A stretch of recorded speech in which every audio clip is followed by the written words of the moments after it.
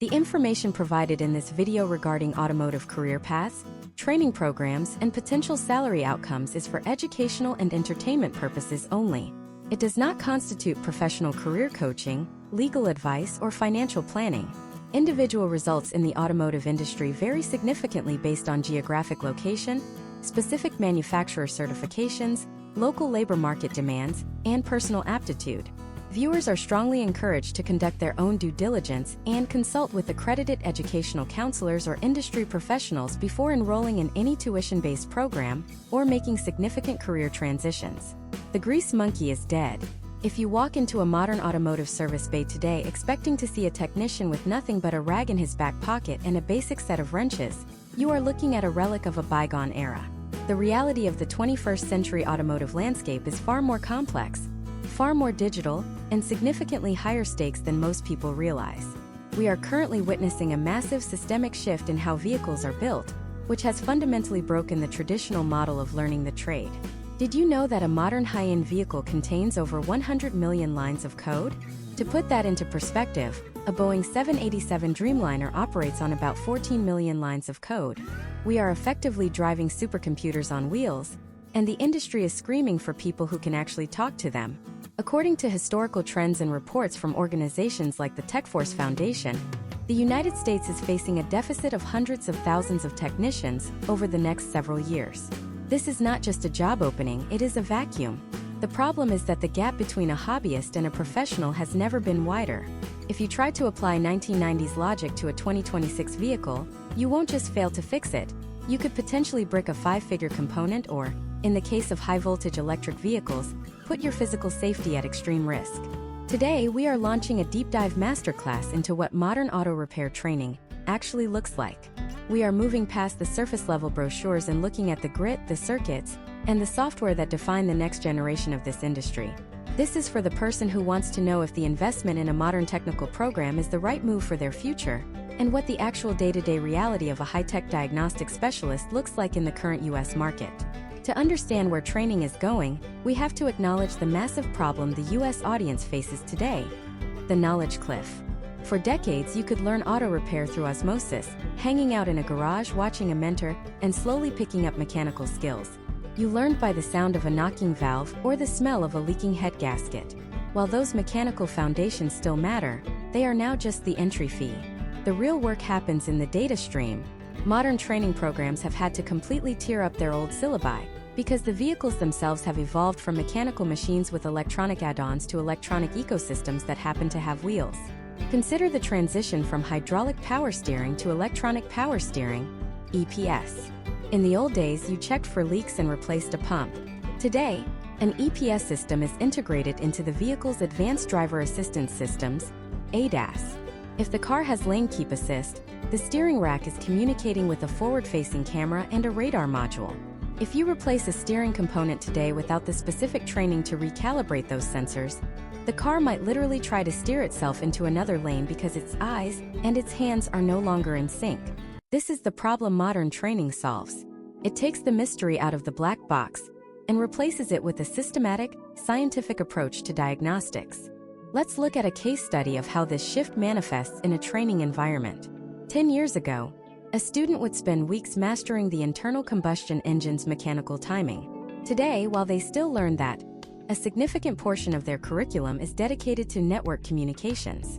This involves learning how various modules, the engine control module, the transmission control module, and the body control module, talk to each other over something called a CAN bus, or controller area network. In a modern classroom, you aren't just looking for a broken bolt. You are using an oscilloscope to look at voltage square waves to see if a signal is being noisy, or if a module is shouting over others. If one module fails, it can take down the entire network, leaving a technician with a car that won't start and a dashboard lit up like a Christmas tree. Without formal training in multiplexing and digital logic, a technician is essentially guessing, and in the professional world, guessing is an expensive way to lose a job. The training landscape in the United States has split into several distinct paths, each with its own set of potential outcomes. You have your traditional community college programs, which offer a broad foundation, and then you have the highly specialized manufacturer-specific advanced programs, often referred to as MSAPs. Think of programs like Ford Asset, Toyota T10, or BMW Fast Track. These programs are not just teaching you how to fix cars. They are teaching you how to fix their cars using their proprietary software. This is a critical distinction for anyone looking at the industry today. The level of specialization is reaching a point where being a general mechanic is becoming increasingly difficult. If you are trained in a Mercedes-Benz specific program, you are learning the nuances of their 48-volt mild hybrid systems and their specific MBUX infotainment architecture. Historical trends show that technicians who pursue these specialized certifications often find themselves on a faster track to master tech status, which is where the career transitions from a labor-intensive job to a high-level diagnostic role. Furthermore, we have to talk about the tool gap. In the past, a technician's value was measured by the size of their physical toolbox. While a $30,000 tool chest is still a common sight, the most valuable tool in a modern tech's arsenal is often a laptop or a specialized tablet loaded with OE original equipment, diagnostic software. Modern training programs now have to include significant digital literacy components. Students are taught how to navigate complex service information databases like AllData or Mitchell 1, and more importantly, how to interpret technical service bulletins, TSBs, that are updated in real time. The ability to research is now just as important as the ability to turn a wrench. If a technician can't efficiently navigate a wiring diagram on a screen, they cannot survive in a modern shop environment. Another massive pillar of modern training is the transition to electrification. This is perhaps the most controversial and high-stakes area of the curriculum. We are moving away from 12-volt systems, which are relatively safe, to 400-volt and even 800-volt DC systems in vehicles like the Tesla Model 3 or the Porsche Taycan. Training programs now have to implement rigorous safety protocols that feel more like something out of a power plant than an auto shop. Students learn about high-voltage disconnect procedures, the use of insulated tools, and the chemical properties of lithium-ion battery thermal runaway. This isn't just extra credit anymore. It's a core requirement. The industry is reaching a point where if you aren't HV certified, you are essentially locked out of working on a growing percentage of the American car fleet. Ultimately, this masterclass is designed to show you that the bar to entry has been raised, but so has the ceiling for those who can master the technology. We are looking at a career path that now requires a blend of mechanical empathy, electrical engineering knowledge, and software troubleshooting skills. The goal of Part 1 was to set the stage and help you understand that the old stereotypes of the industry are no longer valid. In the coming parts of this series, we will break down exactly what happens in each semester of a top-tier program, the reality of the financial investment versus the historical earning potential, and the specific certifications that actually move the needle in the U.S. job market. We are going deep into the sensors, the scanners, and the strategy required to thrive in the modern era of auto repair. This is about professionalizing a passion and understanding the rigorous academic and practical path required to become the person that every dealership and independent shop in the country is currently desperate to hire. Imagine Alex. It is Monday morning in the spring of 2026, and Alex is walking into the orientation of a premier automotive technology program in the United States. Like many people watching this, Alex grew up helping his dad change the brake pads on an old pickup truck. He thinks he knows what he is in for. Some heavy lifting, some greasy hands, and learning the difference between a flathead and a Phillips.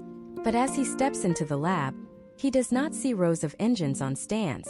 Instead, he sees a fleet of 2025 and 2026 model year vehicles plugged into wall-mounted charging stations and technicians wearing high-voltage insulated gloves that look like they belong in a NASA clean room.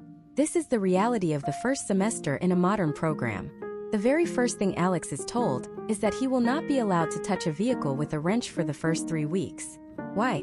Because in the modern era, safety is not just about wearing steel-toed boots. It is about understanding the physics of lethal current. Historical trends in automotive education show that programs used to start with basic internal combustion engine theory. In 2026, the curriculum has flipped. The first module is now titled High Voltage Systems and Personal Protective Equipment. Alex learns that a modern electric or hybrid vehicle operates on a DC system that can exceed 800 volts.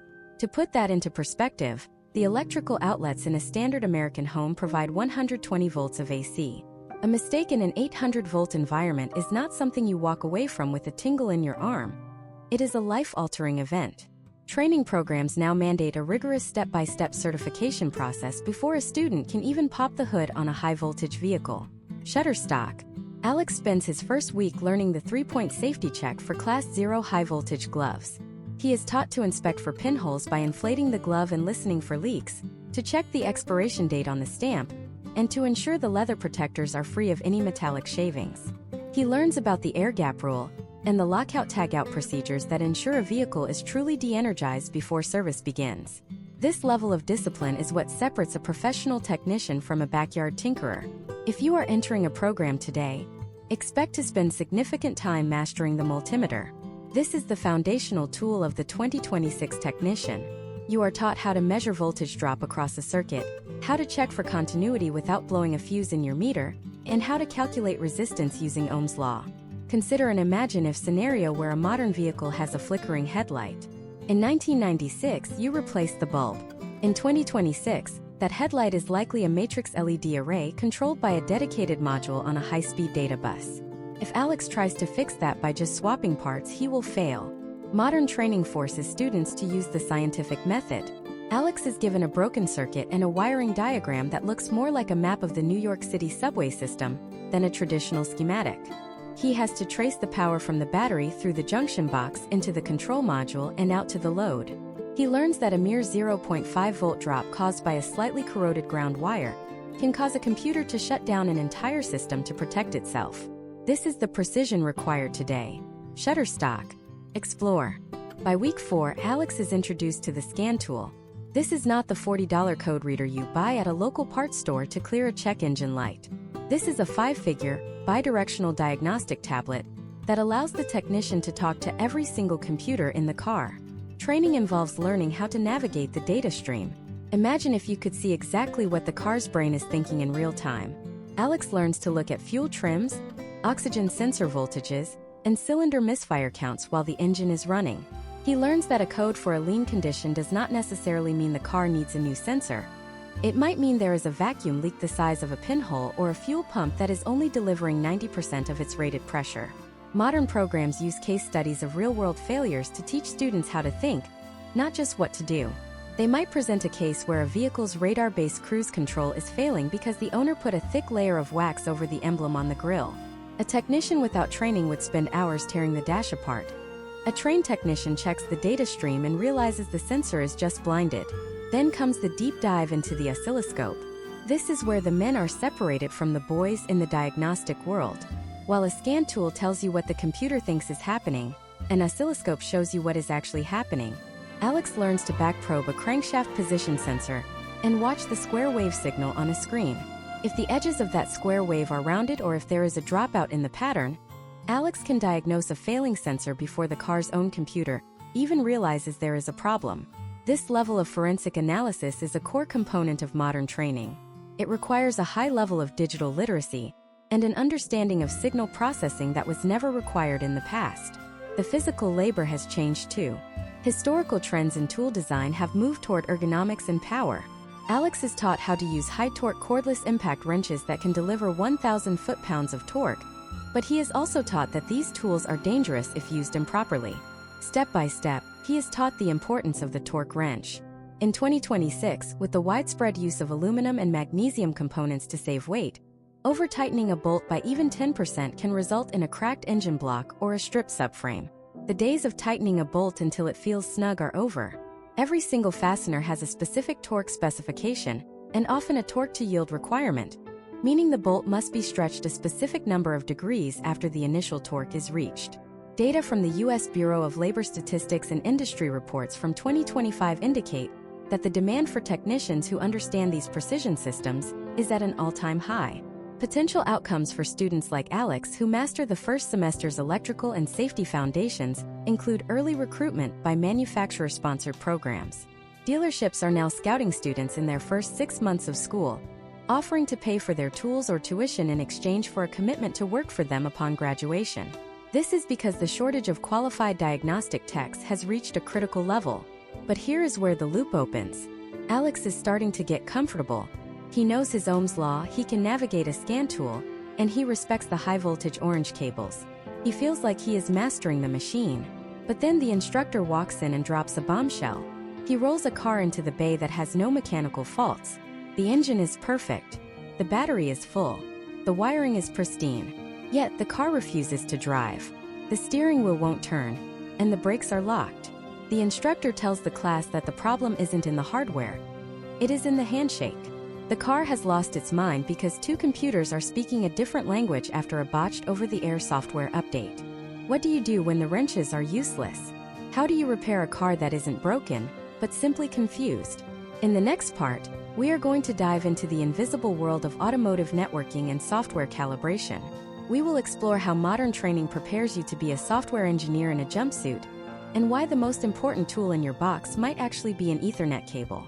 Stay tuned because the deeper we go, the more you will realize that the car you think you know is already a thing of the past. Imagine Alex standing in front of that perfectly functioning, yet completely immobile 2026 electric sedan.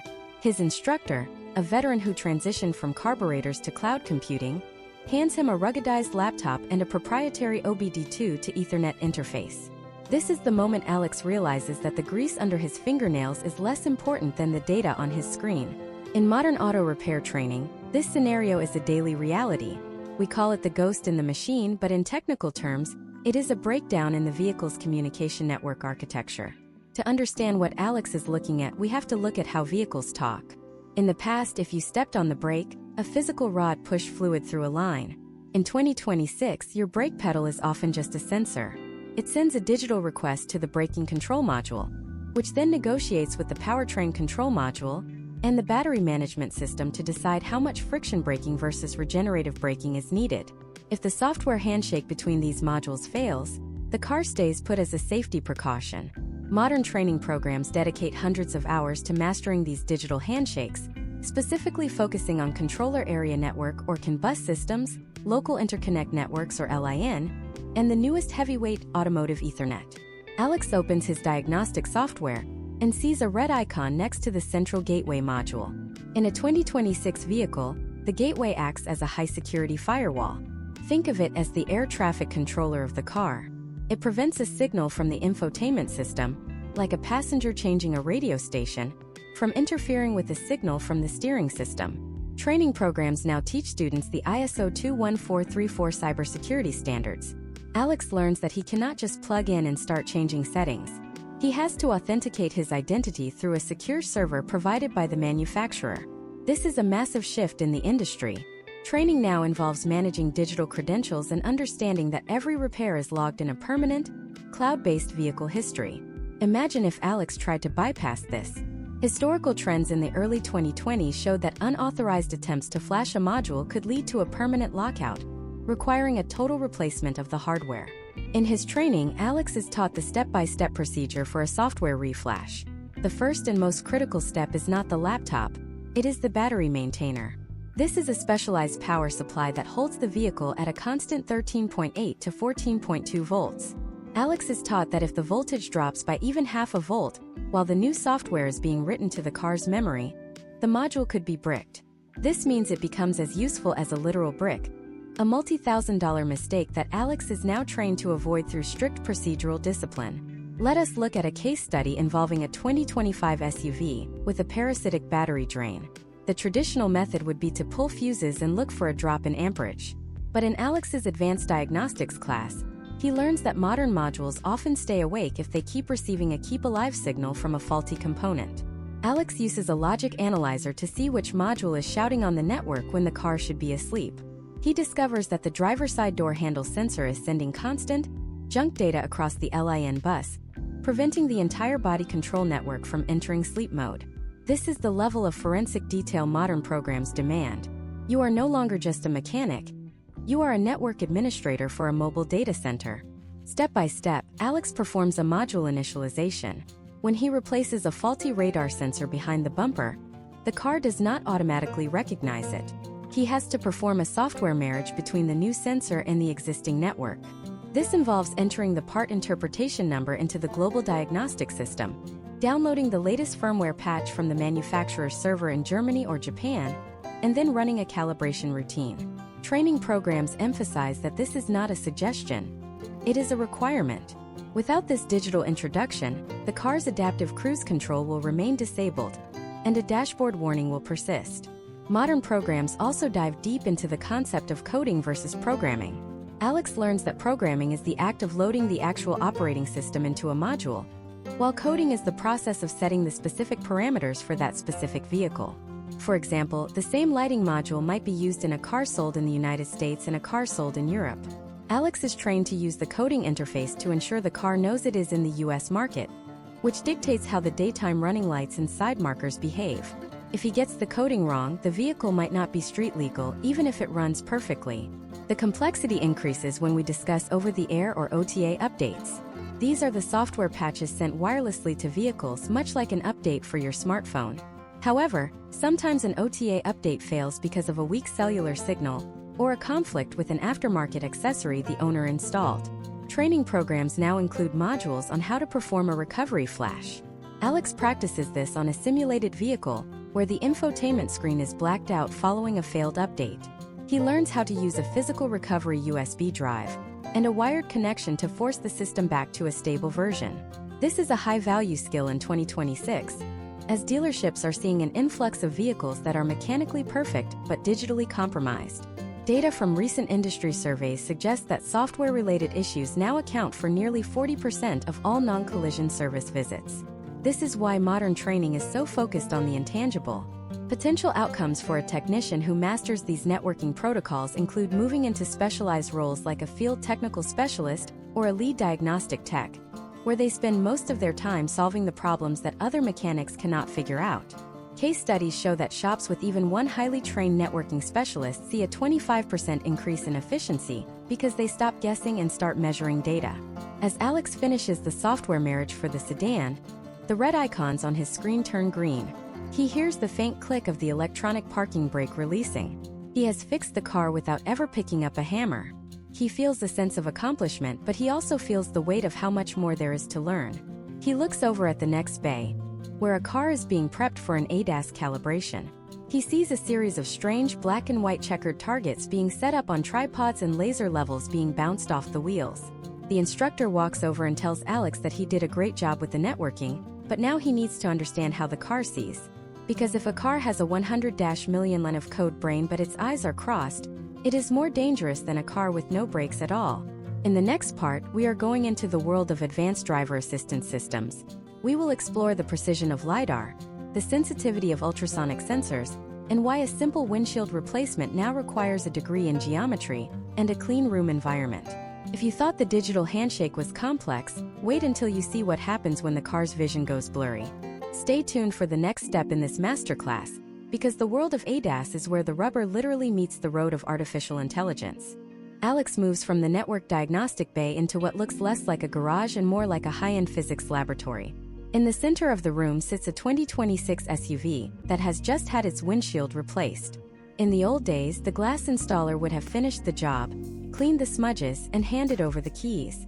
In the current automotive landscape, that vehicle is technically legally unroadworthy until it undergoes an advanced driver assistance systems or ADAS calibration. Alex is about to learn that if a camera is off by just 1 degree at the windshield, it can translate to being off by several feet at a distance of 100 yards. That is the difference between the car gently braking for a pedestrian or failing to see them entirely. Modern training programs now dedicate a massive portion of their second-year curriculum to ADAS because these systems are no longer luxury add-ons. They are standard equipment mandated by safety regulations and consumer demand. Alex's instructor introduces him to the 4 pillars of vehicle perception: cameras, radar, LiDAR, and ultrasonics. Each of these sensors has a specific job. The cameras handle lane keep assist and traffic sign recognition. Radar measures the closing speed of the car in front for adaptive cruise control. LiDAR, which has become significantly more prevalent in 2026 models, provides a high-resolution 3D point cloud of the environment, allowing the car to see in conditions where cameras might struggle, such as heavy fog or direct sunlight glare.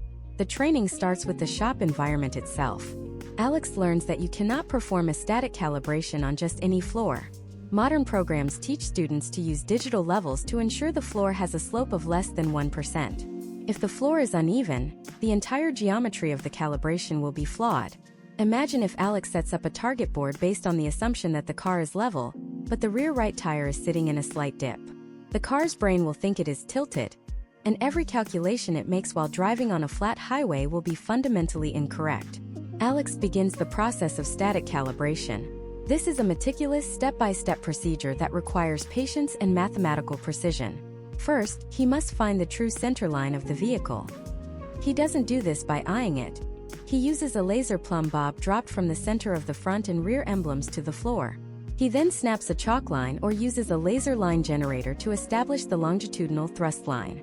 This is a critical concept in modern repair. The thrust line is the direction the rear wheels are actually pointing.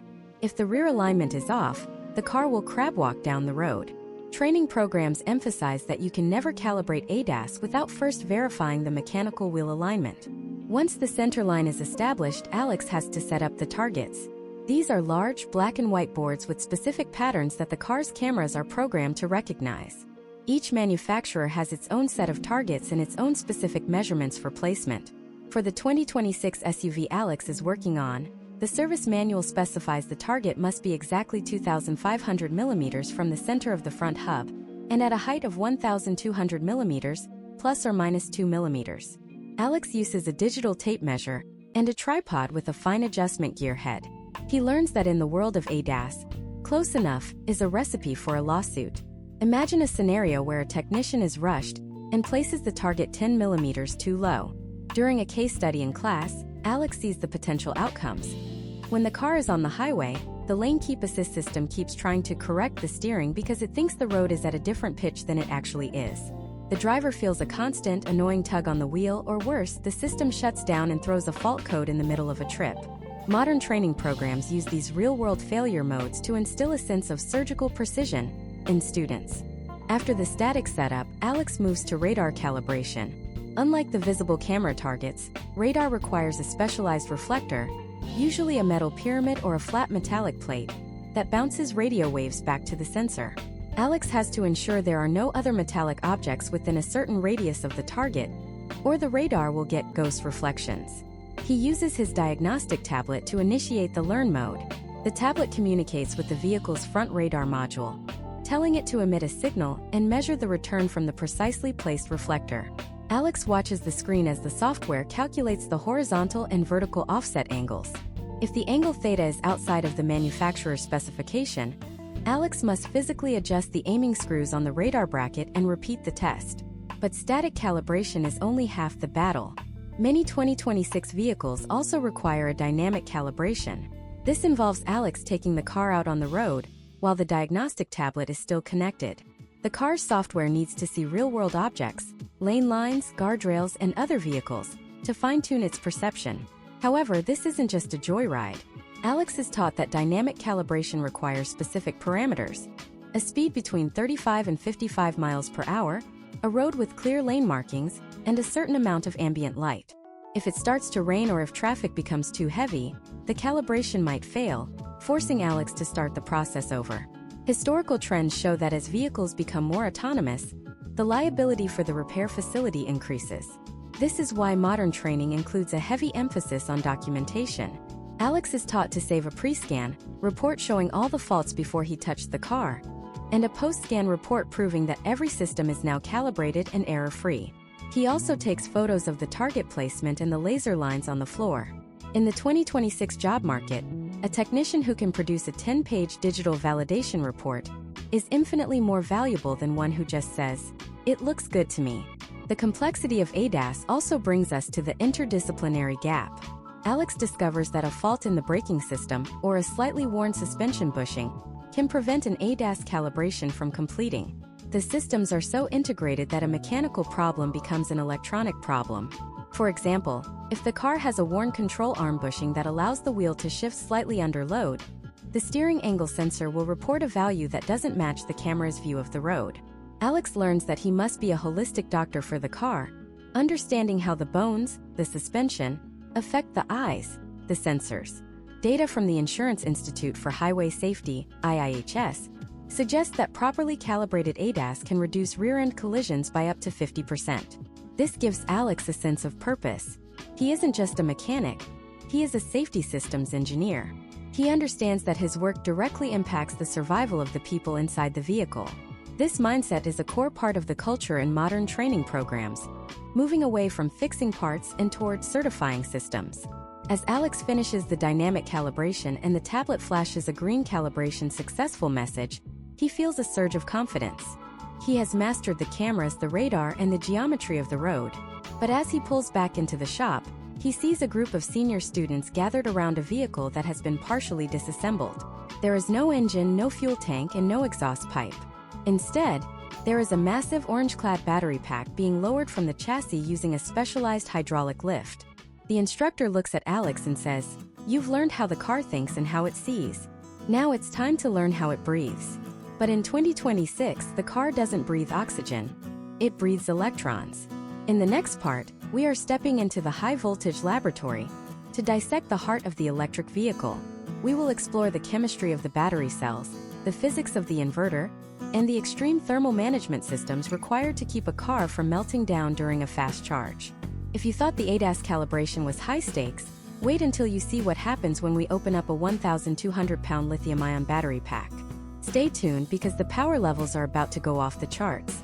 Alex stands at the threshold of the high-voltage laboratory, a restricted access zone within the training facility where the air is climate-controlled and the floor is coated in specialized anti-static epoxy. In front of him is a 2026 high-performance electric SUV, its chassis lifted to reveal the massive structural battery tray that forms the floor of the vehicle. This is the heart of the modern powertrain, and for Alex, it represents a complete departure from everything he thought he knew about automotive repair. In this lab, the students are not just mechanics. They are essentially working as high-voltage electricians and thermal management specialists. Historical trends in the U.S. automotive market, leading up to 2026, have shown an exponential increase in the complexity of battery electric vehicles, or BEVs. While early electric cars were often converted internal combustion platforms, the 2026 models Alex is training on are ground-up electric architectures.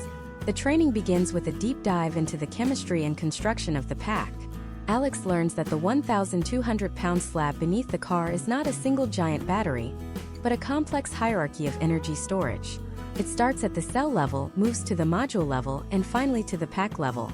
He is taught to distinguish between different chemistries, such as lithium iron phosphate or LFP, which is prized for its longevity and safety, and nickel manganese cobalt or NMC, which offers the high energy density required for long-range American highway driving. Imagine if Alex was tasked with diagnosing a range-reduced warning on a 2026 model. In a traditional car, you might check for a clogged fuel filter. In the EV lab, Alex uses his diagnostic interface to look at individual cell voltages. He learns that a modern pack might contain thousands of small cylindrical cells or hundreds of large prismatic pouches.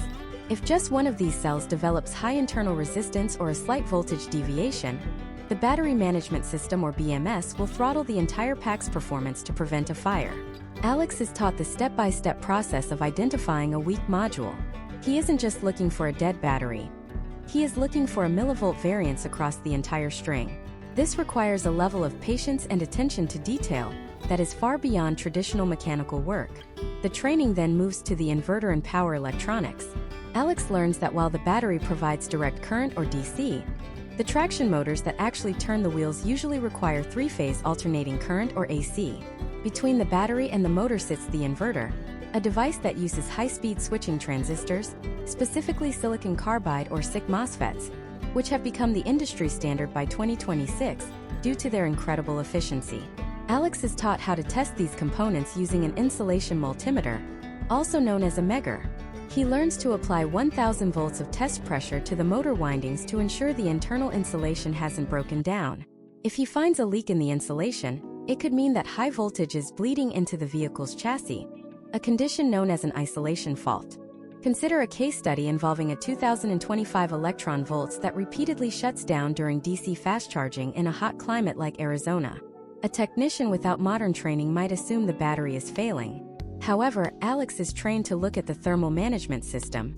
In 2026, these systems are incredibly sophisticated, often utilizing a heat pump, multiple coolant loops, and even refrigerant-to-coolant heat exchangers known as chillers.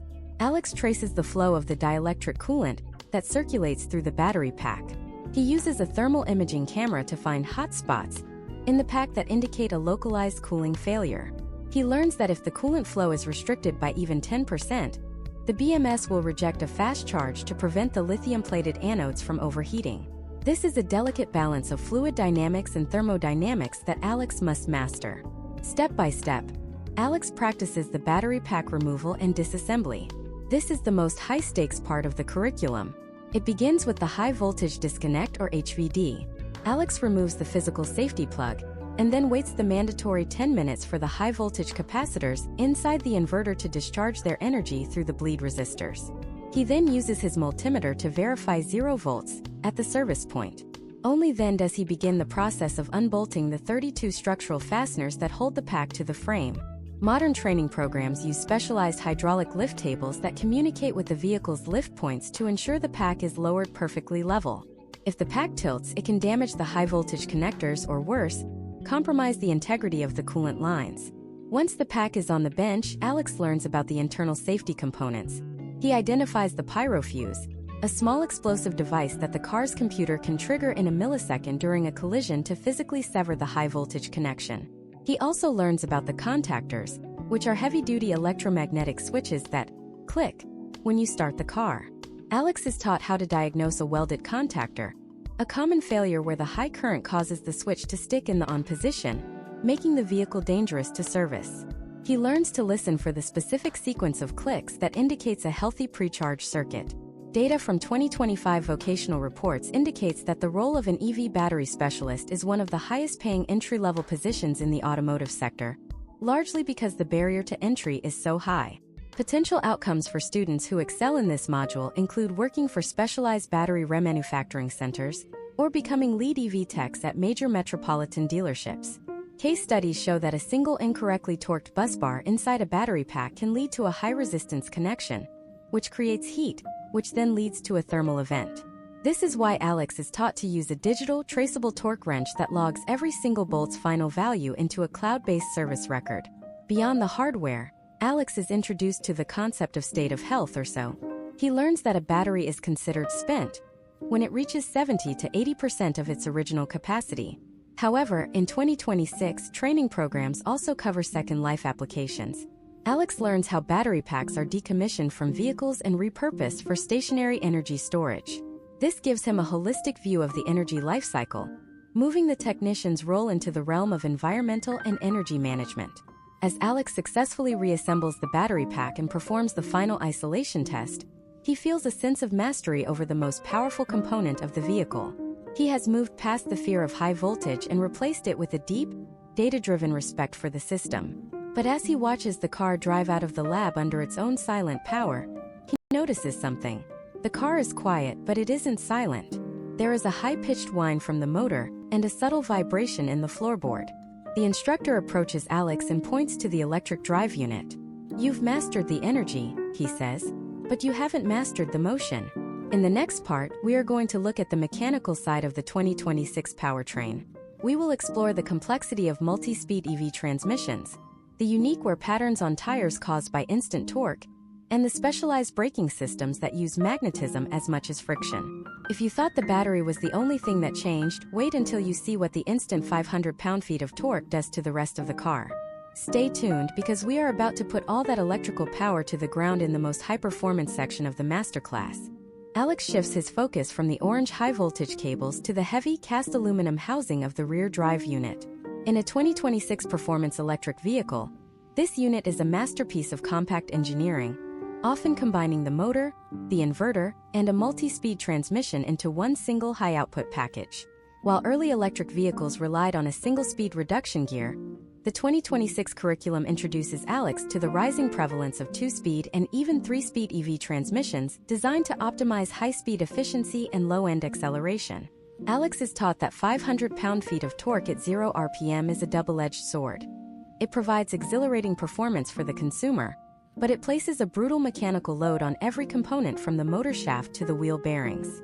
Imagine if Alex was inspecting a 2026 luxury Grand Tourer that was exhibiting a slight shudder during hard acceleration. In a gasoline car, he might look for a misfiring spark plug.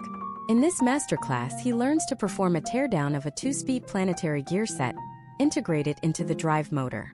He discovers that the shudder is coming from a misaligned shift actuator that handles the transition between the high-torque launch gear and the high-efficiency cruising gear. Alex uses his diagnostic tablet to command the actuator through its range of motion, observing the millisecond-fast response of the internal clutches. He learns the step-by-step process of shimming these gears to a tolerance of 0.05 millimeters. This is not backyard work.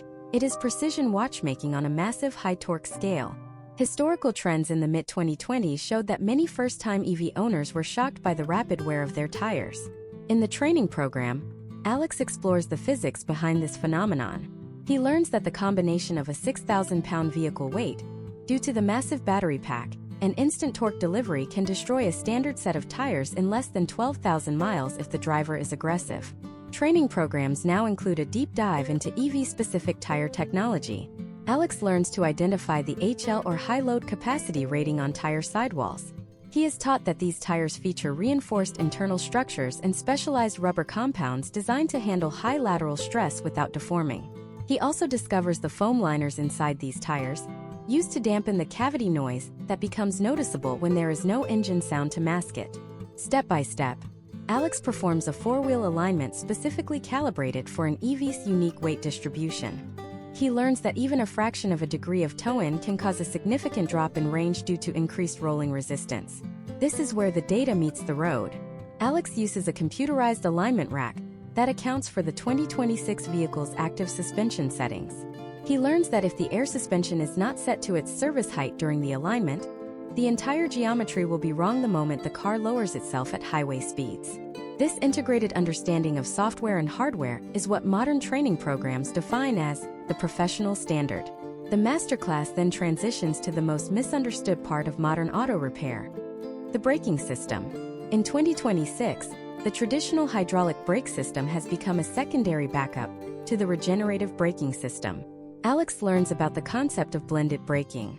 When a driver presses the brake pedal, the car's computer decides how much of that stopping power will come from reversing the polarity of the electric motors to charge the battery, and how much will come from the physical friction of pads against rotors.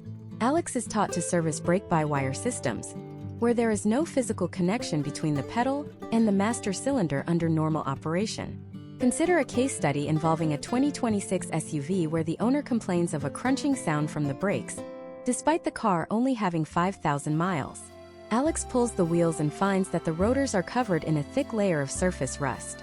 He learns that because the regenerative braking is so efficient, the physical brakes are rarely used. In response, modern training teaches students about disc wiping software features. Alex learns how to program the vehicle to lightly apply the brake pads periodically during rain to keep the rotors dry and clean. He also learns the step-by-step procedure for a high-voltage brake bleed, which requires using a scan tool to cycle the internal valves of the ABS and stability control modules to purge air from the system. Furthermore, Alex is introduced to the world of magnetism as a service. He explores the use of eddy current brakes in heavy-duty electric trucks, where magnetic fields provide frictionless slowing of the vehicle on long downhill grades. This reduces the risk of brake fade and mechanical failure. Alex learns to inspect the magnetic coils for insulation breakdown and to verify the cooling lines that prevent the magnets from overheating. This is a far cry from just replacing brake shoes.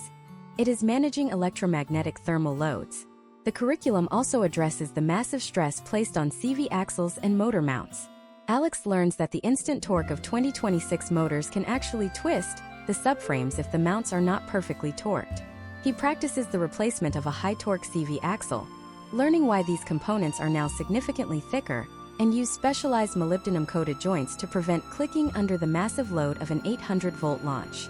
He is taught to use an electronic ears diagnostic tool, a series of wireless microphones clipped to the chassis, to pinpoint vibrations that are so subtle they are felt more than heard.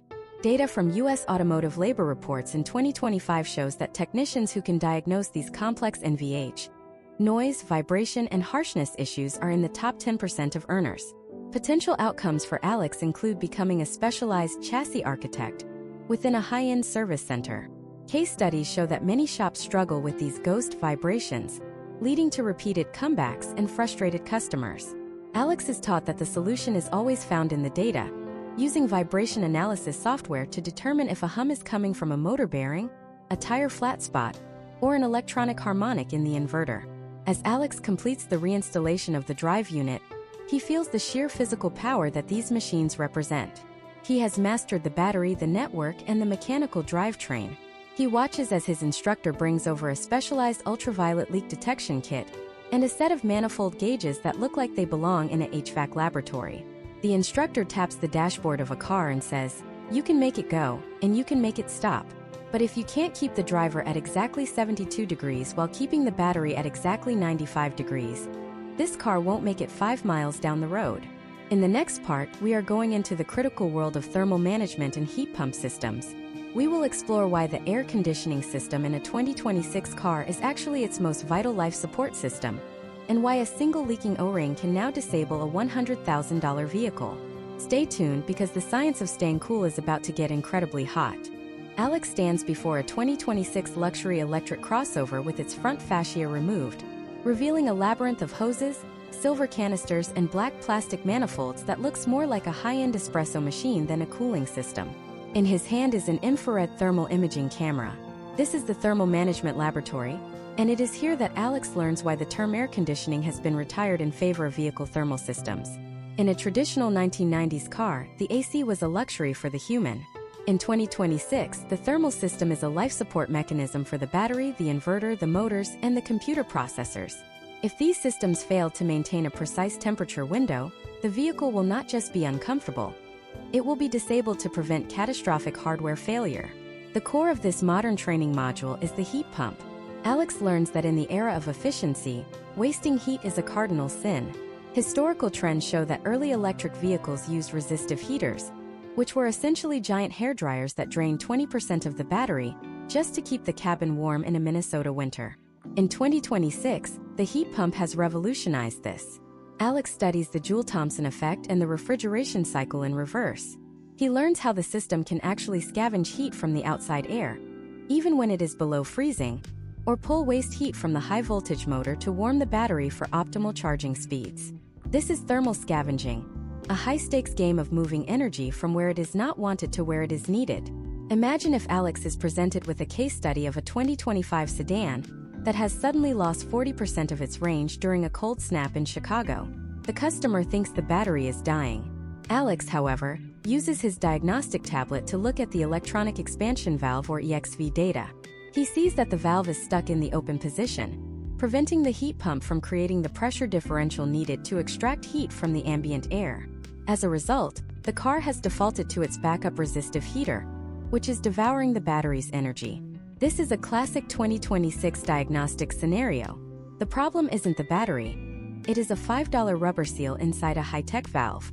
Step by step, Alex learns the procedure for servicing these complex loops. It begins with identifying the refrigerant. Most American vehicles in 2026 use are 1234yf, a low global warming potential gas that is highly effective but slightly flammable. However, some high-performance models have moved to R744, which is essentially pressurized carbon dioxide. Alex is taught that R744 operates at pressures exceeding 1,500 psi, nearly 10 times the pressure of older systems. He must use specialized, high-pressure gauges and stainless steel braided hoses. The training emphasizes that a standard manifold set would literally explode if connected to an R744 system. This is why modern programs mandate specific certifications before a student can even touch a refrigerant recovery machine. Next, Alex dives into the integrated thermal manifold, often nicknamed the octavalve. This is a single central hub that directs the flow of coolant between 8 different paths. Alex learns how to use his scan tool to perform a self-test of the manifold's internal stepper motors. He watches as the valves click into different configurations: battery warming mode, cabin cooling mode, and motor cooling mode. He is taught that if a single O-ring fails inside this manifold, it can cause cross-contamination between the dielectric coolant and the refrigerant. This could lead to a situation where the car's battery cooling loop is suddenly filled with gas bubbles, causing a thermal runaway warning. Consider an imagine-if scenario where a technician accidentally puts traditional green glycol coolant into a 2026 electric vehicle that requires specialized low-conductivity dielectric fluid. Alex learns the potential outcomes of this mistake. The traditional coolant could allow a small amount of electricity to leak from the battery cells through the cooling plates, triggering an isolation fault that bricks the car. In the training lab, Alex practices a specialized coolant flush. He uses a vacuum filling tool that pulls a deep vacuum on the entire cooling system to ensure there are zero air pockets. He learns that in a high-voltage system, an air pocket in a cooling plate can create a localized hot spot that degrades the battery cells over time, leading to a massive warranty claim. Alex also masters the chiller. This is a heat exchanger where the refrigerant loop and the liquid coolant loop meet. It allows the AC system to directly chill the liquid that flows through the battery pack. During a 350 kilowatts DC fast charging session, the battery generates immense heat. Alex learns that the car's computer will actually prioritize the battery's health over the driver's comfort. He sees a demonstration where a car is fast charging, and the cabin AC is throttled back to 50% capacity because 100% of the chiller's power is needed to keep the battery from exceeding 115 degrees Fahrenheit. This is the level of integration modern technicians must understand to explain vehicle behavior to customers. Data from the Society of Automotive Engineers (SAE) indicates that thermal management is now the second most common source of fault codes in late-model vehicles, trailing only communications errors. This is why modern training includes a deep dive into thermistors and pressure transducers. Alex learns to check the resistance of a temperature sensor at multiple points to ensure its curve is accurate. He discovers that a sensor that is off by just 5 degrees can cause the entire thermal system to operate inefficiently, leading to a measurable drop in miles per gallon equivalent, MPG. Beyond the hardware, the masterclass covers the environmental and legal side of thermal service. Alex is taught how to use an electronic leak sniffer that can detect a leak as small as 0.1 ounces per year. In 2026, the EPA regulations regarding refrigerant handling are stricter than ever. Alex learns to document every gram of refrigerant recovered and every gram recharged. Potential outcomes for shops that fail to maintain these records include heavy fines and the loss of their environmental certification. This training ensures that Alex is not just a technician, but a compliant professional operating within federal guidelines. As Alex finishes the thermal system service, he observes the car's diagnostic screen. All temperature sensors are reporting within a 0.5 degree variance. The high-voltage compressor is humming smoothly, and the heat pump is efficiently moving energy across the vehicle's chassis. He has conquered the invisible forces of thermodynamics. He feels like he has mastered the internal life support of the machine. But then, he looks at the car next to him, which has been involved in a minor collision. The front fender is crumpled, but it isn't made of steel or even aluminum. It is a composite material, and the internal frame rail is a single massive casting that has cracked. The instructor walks over and says, "You can fix the software, the power, and the heat. But what do you do when the very skeleton of the car is broken?"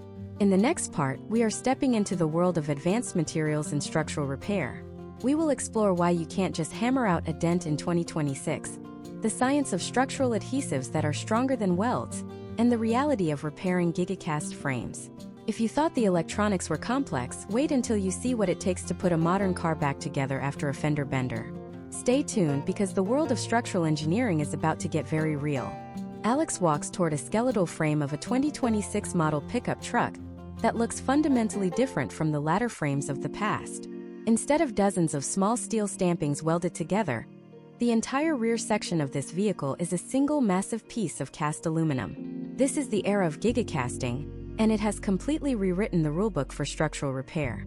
The instructor hands Alex a specialized digital ultrasonic thickness gauge and a 3D laser mapping system. In this module, Alex learns that the days of the heavy-duty frame puller and the oxyacetylene torch are rapidly fading. In 2026, if you apply heat to a modern structural component to try and bend it back into shape, you are not repairing the car. You are fundamentally destroying its molecular integrity. Historical trends in the U.S. automotive industry, leading into 2026, have seen a desperate push for weight reduction to offset the mass of heavy battery packs. This has led to the widespread adoption of ultra-high-strength steel, or UHSS, specifically boron alloyed steel, in the safety cage of the vehicle. Alex learns the chemistry behind this. Boron steel is so hard that it cannot be cut with a traditional air saw. It requires specialized tungsten carbide bits or a plasma cutter. More importantly, he learns the golden rule of 2026 metallurgy: cold repair only. If a boron steel B-pillar is even slightly deformed, it cannot be straightened. The heat required to make the metal malleable would ruin the heat treatment, turning a component designed to withstand 20,000 pounds of force into something as soft as a soda can. Modern training programs use case studies of failed crash tests to show students exactly what happens when a heat-compromised pillar collapses in a side impact collision. Imagine if Alex is tasked with repairing a 2026 electric SUV that took a moderate hit to the front corner. In a traditional shop, he would weld on a new frame rail. In the advanced structural lab, he learns the process of rivet bonding. This is where mechanical engineering meets chemical science. Alex is taught that modern cars are quite literally glued together. He uses a two-part structural adhesive that has a higher tensile strength than the metal itself. Step by step, he prepares the surfaces. First, he uses a specialized pneumatic stripping tool to remove the e-coat down to bare metal, but only in the specific bonding zone. He then applies the adhesive, which acts as both a glue and a galvanic barrier to prevent corrosion between different types of metal, such as aluminum and steel. Then comes the mechanical part, the self-piercing rivet or SPR. Alex uses a hydraulic riveting station that delivers 10 tons of force to drive a hardened rivet through the two layers of metal without ever needing a pre-drilled hole. He learns that the depth and flare of the rivet on the backside must be measured with a micrometer to ensure the bond is structural. This process is silent, spark-free, and incredibly precise. Training programs emphasize that if Alex misses the rivet placement by even 5 millimeters, the entire repair is voided according to the manufacturer's 2026 repair standards. Next, Alex dives into the complexity of gigacastings. These massive aluminum parts are designed to be replaced, not repaired. If a 2026 model has a crack in its rear megacasting, Alex learns to use 3D blue light scanning to compare the damaged car against the manufacturer's original CAD, computer-aided design files. The software highlights deviations in red, showing exactly where the casting has shifted. He discovers that because these parts are structural and support the suspension mounting points, a deviation of even 2 millimeters can cause permanent alignment issues that no software can fix. Alex is taught the step-by-step procedure for a sectional replacement, which involves cutting out the damaged casting and sleeving in a new one using advanced structural bonding. This is high-stakes surgery. If the cut is off by a fraction of an inch, the new $5,000 casting will not fit, and the car will likely be deemed a total loss by the insurance company. Consider a case study involving a 2025 carbon fiber reinforced performance car. Alex learns the tap test, a traditional but essential method where he uses a specialized hammer to listen for the dull thud of delamination. He then steps up to the 2026 standard thermography. He uses a heat source and an infrared camera to watch how heat moves through the carbon fiber panels. If the heat pools in one area, it indicates an internal fracture that is invisible to the naked eye. Alex practices a resin infusion repair, where he uses a vacuum bag to suck specialized epoxy into the carbon weave, curing it under precise temperature control using an ultraviolet heat lamp. This is a skill set that was once reserved for aerospace engineers, now becoming a requirement for high-end automotive technicians. The masterclass also addresses the structural battery pack. In many 2026 vehicles, the battery is not just sitting in the car, it is the car. The battery casing acts as the floor and provides the majority of the vehicle's torsional rigidity. Alex learns that if a car is involved in a collision, he must perform a battery case integrity test before any other repairs begin. He uses a specialized pressure decay tester to ensure the battery housing is still airtight. If it fails, the entire battery and often the entire car is written off. Historical trends in the U.S. insurance market for 2026 show a rising total loss rate because the cost of verifying these structural batteries often exceeds the value of the vehicle. Alex is taught how to navigate these difficult conversations with insurance adjusters, using data and diagnostic reports to justify the repair path. Furthermore, Alex explores the world of smart materials. He is introduced to shape memory alloys used in some 2026 active aerodynamic components. He learns how these metals can remember their shape when an electric current is applied. He also studies the use of self-healing polymers in clear coats and plastic trim, which can fill in small scratches when exposed to sunlight. While these seem like luxuries, they are part of the total vehicle ecosystem that Alex must be able to service. Data from 2025 collision industry reports suggest that the average cost of a repair has increased by 30% due to the precision required for these advanced materials. Potential outcomes for a technician who masters structural engineering include becoming a certified structural lead, a role that commands a significant premium in the job market because it requires a combination of metallurgy, chemistry, and high-tech 3D measurement. Case studies show that shops that invest in this level of training have 40% fewer insurance re-inspections because the work is documented as scientifically correct from the start. As Alex finishes the 3D scan of his repaired frame, the screen turns a satisfying shade of green. The car is perfectly straight, the bonds are stronger than the original metal, and the structural integrity is certified. He has mastered the skeleton of the machine, but as he stands back, he realizes that while the car is physically whole, it is still dead. The dashboard is dark, the sensors are silent, and the complex web of artificial intelligence that governs the car's behavior is still disconnected from the physical world. The instructor walks over with a specialized virtual reality headset and a haptic feedback glove. "You've built the body," he says, "but you haven't given it a soul." In the next part, we are going into the most futuristic section of the training: augmented reality diagnostics and AI-integrated repair. We will explore how 2026 technicians are using VR to see through metal, how AI assistants are predicting failures before they happen, and why your next coworker in the shop might be a large language model specialized in automotive engineering. Stay tuned because the line between the physical shop and the digital world is about to disappear entirely. Alex adjusts the strap on his mixed reality headset, a device that has become as essential to his 2026 toolkit as a 10mm socket was to his father. As the transparent lenses flicker to life, the physical shop around him remains visible, but it is now overlaid with a vibrant, glowing layer of digital information. This is the augmented reality diagnostics module, the penultimate stage of modern automotive training. In front of him sits a 2026 hydrogen-electric hybrid that refuses to initialize its fuel cell stack. To the naked eye, the car is a silent mystery of brushed metal and plastic shrouds. Through the headset, Alex sees a 3D translucent schematic of the entire high-pressure hydrogen lines and the electrical bus bars, color-coded by temperature and pressure. Modern training programs in the United States have pivoted to this HUD-centric, heads-up display workflow because vehicles have become too complex for a human to memorize. Alex is taught that he is no longer just a technician, he is an augmented operator. Historical trends from the early 2020s showed that the search time, the time a tech spent looking through manuals or staring at an engine bay trying to find a specific sensor, accounted for nearly 30% of the total repair time. In 2026, training focuses on eliminating that waste. Alex uses a gesture in the air to expand the view. Suddenly, the virtual engine bay explodes into a detailed parts diagram floating in front of him. Each component is labeled, and beside the fuel cell's primary regulator, a floating red exclamation point pulses. Imagine if Alex had to find a microscopic hairline fracture in a high-pressure line using only soapy water and a flashlight. It would take hours. In this masterclass, Alex learns to use the AI-integrated diagnostic assistant, which is essentially a localized large language model trained on millions of hours of global service data. The AI communicates with Alex through his bone conduction earpiece. It tells him that based on historical trends for this specific VIN and climate data from the Pacific Northwest where this car was driven, there is an 88% probability that the O-ring in the secondary regulator has prematurely aged due to specific thermal cycling patterns. Alex is taught the step-by-step process of AI-verified repair. He doesn't just swap the regulator because the computer said so.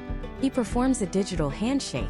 He points his finger at the regulator, and the AR headset highlights the 4 mounting bolts. A floating box appears next to each bolt showing the exact torque specification, 12 Newton meters. As Alex applies his Bluetooth-connected torque wrench to the first bolt, the headset tracks his movement. When the wrench hits the spec, the digital bolt on his display turns green. This is real-time quality control. Training programs in 2026 use this to ensure that comebacks due to human error are virtually eliminated. Potential outcomes for shops adopting this tech include a 40% increase in bay turnover and significantly higher customer satisfaction scores. But the training goes deeper into the digital twin concept. Alex learns that every 2026 vehicle has a digital shadow living in the cloud. This twin records every voltage spike, every hard braking event, and every thermal fluctuation the car has ever experienced. Alex is taught how to play back the car's last 24 hours of operation in a virtual environment. He sees a graph of the hydrogen pressure dipping exactly 3 seconds after the vehicle hit a specific pothole in downtown Seattle. This data-driven forensic approach allows Alex to realize the problem isn't just a bad part. It is a mounting bracket that has slightly shifted, putting stress on the regulator. This is the difference between fixing a symptom and curing the disease. Consider a case study involving a junior technician in a rural U.S. shop who is faced with a catastrophic failure on a rare, limited edition electric hypercar. In the past, that car would have to be towed 500 miles to a specialized service center. In 2026, training programs teach telepresence mentorship. Alex practices this by acting as the remote expert. He sits in the training center in Ohio while a student in a different state wears the AR headset. Alex sees exactly what the other student sees. He can reach into the virtual space and draw on the student's field of vision, circling the specific wiring harness that needs to be checked. This democratization of expertise is a cornerstone of the 2026 automotive landscape, allowing small independent shops to compete with massive dealerships. Step by step, Alex also learns how to interact with the vehicle's self-diagnostic AI. Modern cars now have internal monitors that perform synthetic tests while the car is parked. Alex is taught to query the car's OS, asking it to run a stress test on the cooling fans or to recalibrate its own internal sensors. He learns that in 2026, the car often knows it is sick before the driver does. A significant portion of the training involves predictive maintenance communication. Alex is taught how to explain to a customer that while their car feels fine today, the AI has detected a 95% chance of a coolant pump failure within the next 300 miles. This requires a transition from being a fixer to being a technical advisor. The masterclass then moves into virtual reality, VR simulation. Alex puts on a full VR rig to practice high-risk procedures in a zero-consequence environment. He practices extinguishing a simulated lithium-ion battery fire and performing a high-voltage disconnect on a vehicle submerged in water. These are scenarios that are too dangerous or expensive to replicate in a physical shop.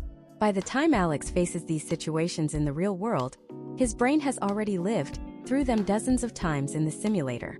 Historical trends show that VR-trained technicians have a 60% higher retention rate of safety protocols compared to those who only read manuals. Furthermore, Alex is introduced to the concept of generative service manuals. Instead of flipping through a 2,000-page PDF, Alex simply speaks to his workstation. He asks, "How do I bypass the thermal lockout on a 2026 Gen 3 inverter?" The AI instantly generates a custom, step-by-step video tutorial based on the specific tools Alex has in his hand and the specific software version the car is running. This is just-in-time learning, and it is the only way technicians can keep up with the weekly software updates that change how these vehicles operate. Data from 2025 industry analysts suggest that the technician of the future is actually closer to a data scientist with a mechanical background. Potential outcomes for Alex, once he masters this AI and AR integration, include roles in fleet health management for autonomous taxi companies or remote diagnostic engineering for manufacturers. He is no longer tethered to a single bay. His skills are scalable across the digital cloud. As Alex removes his headset, the glowing schematics vanish, and the silent car sits before him.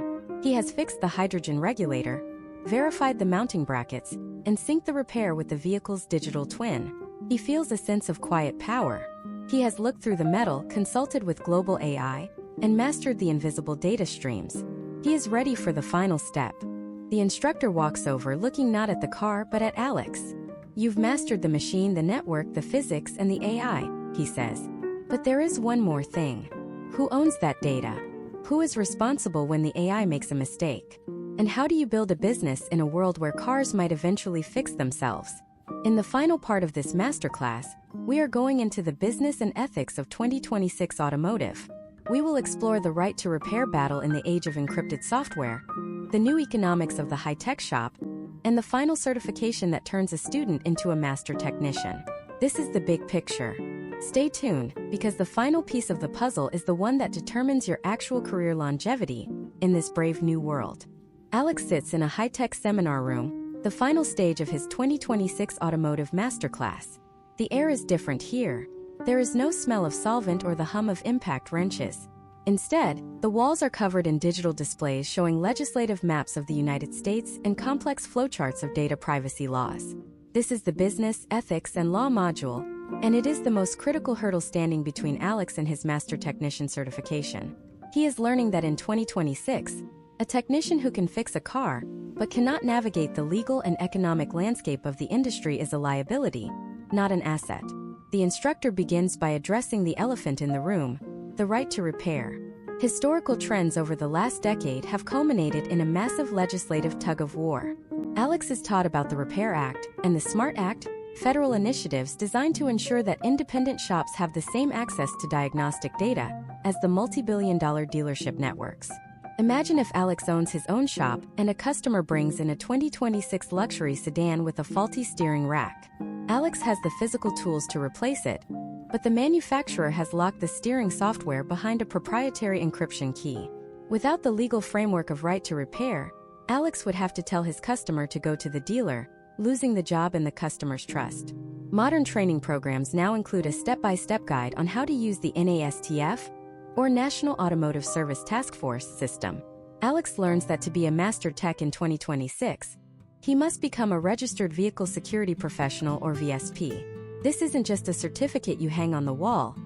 It is a federal-grade background check. Step by step, Alex goes through the process, submitting fingerprints to the internal database, passing a multi-state criminal background check, and paying an annual bond. Once he is a VSP, he receives a biometric security token. This token allows him to legally request a mobilizer and security-related data from manufacturers like GM, Tesla, or Ford. He is taught that if he ever shares his login or uses it for unauthorized purposes, the potential outcomes include permanent revocation of his credentials and significant legal fines. This is the weight of the modern industry. Alex is now a gatekeeper of vehicle security. The module then shifts to the ethics of data ownership. In 2026, every vehicle is a data harvesting machine. It records GPS locations, driving habits, cabin conversations via voice assistants, and even the weight of the occupants in the seats. Alex is presented with a case study. A vehicle comes in for a routine brake service, but while scanning the system, Alex discovers a hidden data log showing that the vehicle's autonomous driving system had a silent failure 2 weeks prior. A failure the owner was never notified about. Does Alex tell the owner?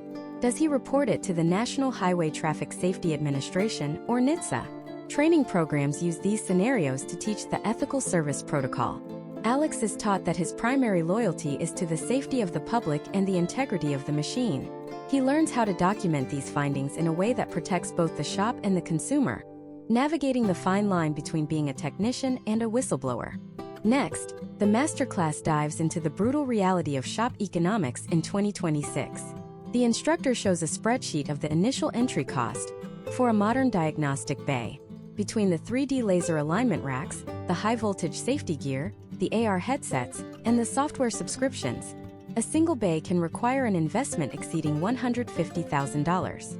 Alex learns about the software as a service, or SaaS model, that has taken over the tool industry. He no longer buys a scan tool once. He pays a monthly subscription for brand access. He is taught how to calculate the true cost of repair. If a software update takes 2 hours to download and marry to a new module, Alex must learn how to bill for that digital labor. Historical trends show that shops that fail to bill for information research time and software programming often go out of business within 18 months, even if they are busy every day. Consider an imagine-if scenario where Alex is the lead tech at a mid-sized shop. A customer complains that the bill for a simple camera replacement is $900. Alex has to use his communication training to explain the breakdown. $200 for the part, $100 for the physical labor, and $600 for the digital validation and calibration, which required a $40,000 ADAS rig and a $50 per session token paid to the manufacturer to unlock the car's computer. This level of transparency is a core part of the modern curriculum. Technicians are being trained to be technical translators, bridging the gap between high-tech reality and consumer expectations. The training then leads Alex to the Circular Economy and Sustainability module. In 2026, the U.S. government has implemented strict battery passport laws. Every high-voltage battery has a digital ID that tracks its mineral origins, cobalt, lithium, and nickel. Alex learns the step-by-step procedure for decommissioning a battery pack at the end of its life. He doesn't just send it to a scrapyard. He must log the battery's remaining state of health into a federal database so it can be diverted to a second life energy storage facility. He is taught the chemistry of recycling, and the environmental impact of various refrigerants. Potential outcomes for technicians who master green service include specialized certifications that allow them to bid on lucrative government and corporate fleet contracts, which now require documented sustainable practices. Finally, the day of the Master Technician exam arrives. This is the final boss of the training program. It is a grueling 12-hour practical and theoretical challenge. Alex is led to a car that has been sabotaged with 3 distinct, overlapping faults: a mechanical vacuum leak, a corrupted CAN bus data packet, and a physical break in a high-voltage cooling line. He is not allowed to use any outside help. He must use his AR headset to find the data fault, his multimeter to find the cooling leak, and his mechanical intuition to find the vacuum leak. As he works, a proctor watches his every move, grading him not just on the fix but on his safety protocols. Did he wear his high-voltage gloves? Did he establish a buffer zone around the car? Did he document the pre-scan and post-scan reports correctly? As the sun sets on the final day of the 2026 program, Alex receives his digital credential. It is a secure, blockchain-verified badge that he can share with any employer in the world. He isn't just a mechanic. He is a master of automotive technology, a cybersecurity specialist, and a thermal engineer. He looks back at the 10-part journey he has just completed, from the first 0-volt safety check to the final I-verified structural repair. He realizes that he is now part of a small, elite group of professionals who keep the most complex machines on Earth running safely. He has transitioned from a lover of cars to a protector of the people who drive them. But as Alex walks out of the facility, he sees a truck pulling in with a new prototype. It has no steering wheel. It has no pedals. It is a level 5 fully autonomous pod, and it is covered in sensors Alex has never seen before. The instructor smiles and says, "Congratulations, Alex. You've mastered the 2026 fleet."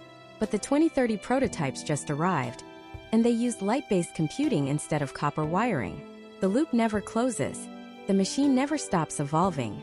If you thought this masterclass was the end of the road, you are only just getting started. In our next series, we are going beyond the driver's seat.